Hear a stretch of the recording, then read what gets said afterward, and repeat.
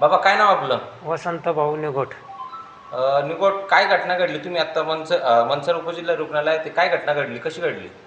तिथे असं झालं, मी सरपंच तुम्ही कुठं राहता?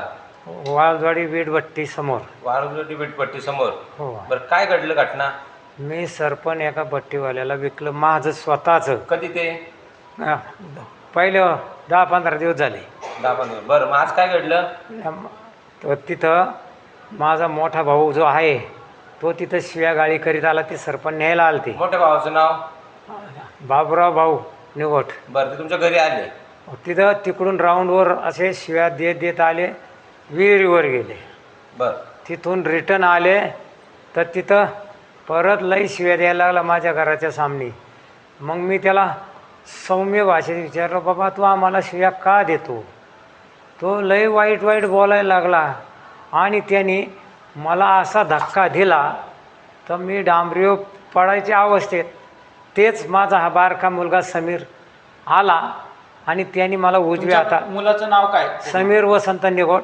हा पाठीमागून आला आणि त्यांनी मला उजव्या हातावर झेललं आणि त्याला राऊंडवर त्याचा डावा हात त्याच्या गालफटावर लागला. आणि मग तेवढ्यात वाट सरूंनी ती सगळी मिठामीठ केली थोडा वेळ आणि बाजूला झाली. वाट सरूंनी म्हणजे इतरत्र कोणी उभे होते की कसं काय? वाट सरूंनी वाट सुरू होते. आणि मग त्याच्यावर थोडा वेळ 10-15 मिनटं गेले.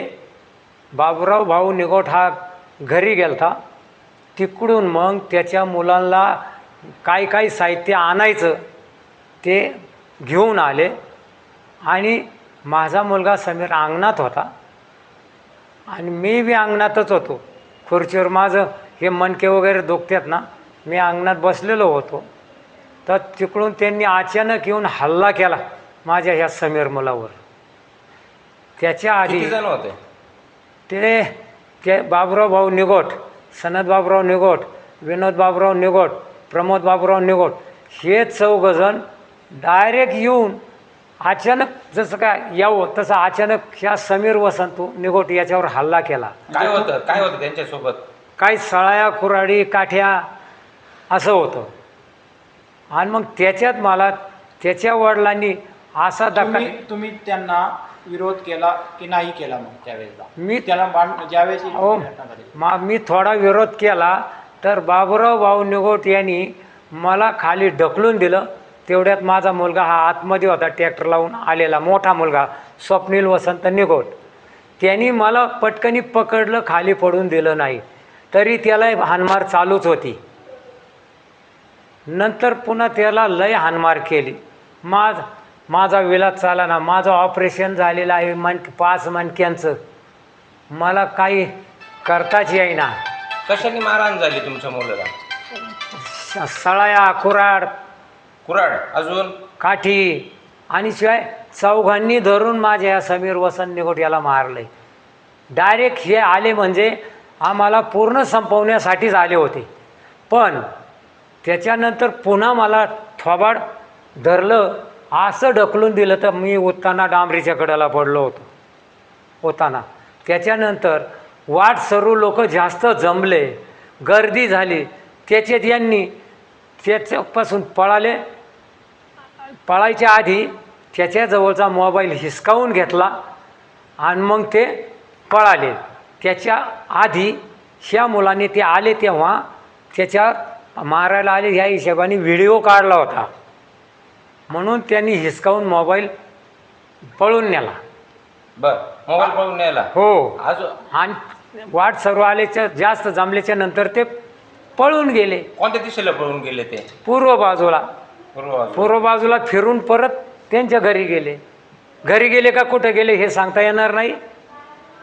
आणि मग माझ्या मुलांनी मोठ्या स्वप्नील वसंत निगोट, मी असा ओताना पडलेला होतो, त्याने मला उचलून घेतलं. मी मेल्यावानी पडलो होतो. आणि त्याच्यात माझ्या डाव्या हाताला 5-6 टाके पडलेत. हे बघा 2 नंबर कणगुळी शेजारचं बोट सरळ होत नाही, मोडलं आहे. डाव्या पायाचा पंजा त्याची 2 बोटं ती क्रॅक झाल्यात. पाय अख्खा गुडघ्यापर्यंत सुजला आहे मारामुळं. त्यांच्या मला पण त्याच्यानंतर बी माझी मंडळी आली कशी तरी पुढं हौसाबाई वसंत निघोट. आता कुणाला वाटणार नाही का आपल्या मुलाला मारते तर आपण पुढं जाऊ नये. मग ती पुढं आली तर बाबूराव भाऊ निघोट यांनी मोठी असं दांडकं होतं ते माझ्या मंडळीच्या पाटणीत मारलं आणि मंगळसूत्राचा काही तपास लागा नाही. त्यांचं मंगळसूत्र काळ झालंय का? हो. बरं मारहाण करताना ते काय बोलत होते? आता काय बोलणार एवढं याच्यात मलाच काही कळालं नाही. मीच उताना पडलोय, ढकलून दिलं का माझं दात सुद्धा दुखत आहेत असं वचाळं दाबून ढकलून दिलंय. म्हणजे मारहाण झाली तुमच्या मुलाला, त्याला दवाखान्यात कोणी आणलं? दवाखान्यात मग माझ्याच ह्या मुलाने कसं तरी दुसरी एक गाडी पाहिली आणि मग पहिलं पोलीस स्टेशनला गेलो. तिथं पोलीस स्टेशनचं लेटर घेतलं. दवाखान्यात आलो तर तिथंही बी डॉक्टर काही सजेशन द्यायना. म्हणले पोलीस लेटर घेऊन तासभर तर तसंच ठेव. घटनास्थळी पोलीस आले होते का? अजून कुणीही आलेलं नाही. कंप्लेंटही घ्यायला पोलीस स्टेशननी पूर्ण दिवस लावलाय. अजून आमच्या मुलाखतीला पोलीस स्टेशन आलेलं नाही. तुमच्या मुलाची तब्येत कशी आहे आता? अजून ते सिरियस आहे. त्याची तब्येत सिरियस आहे.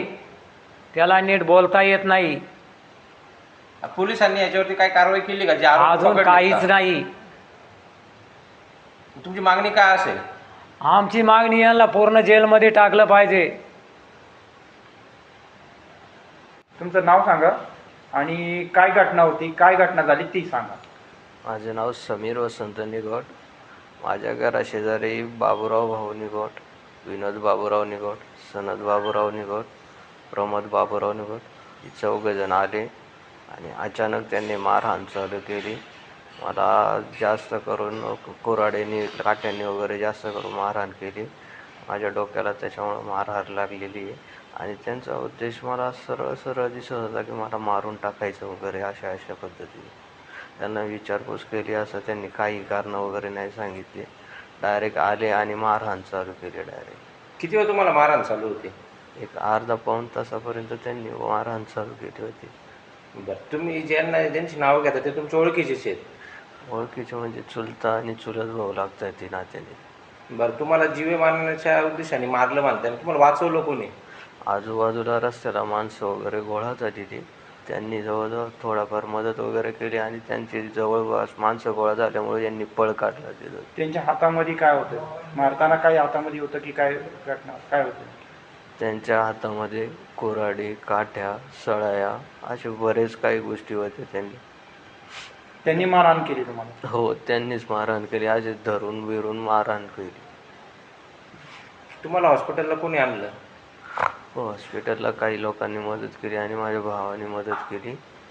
सोबत जे काय आहे ते. तुम्ही राहायला कुठे आहेत? मी राहायला वाळंजवाडी फाट्यावरती आहे. वाळंजवाडी वडगाव वीटभट्टी, चव्हाणाची वीटभट्टी त्याच्या ऑपोजिट साईडला. आणि ह्या घटनेमध्ये माझा मोबाईल विनोद बाबूराव निघोट यांनी खिशामध्ये घालून चोरून नेलेला आहे.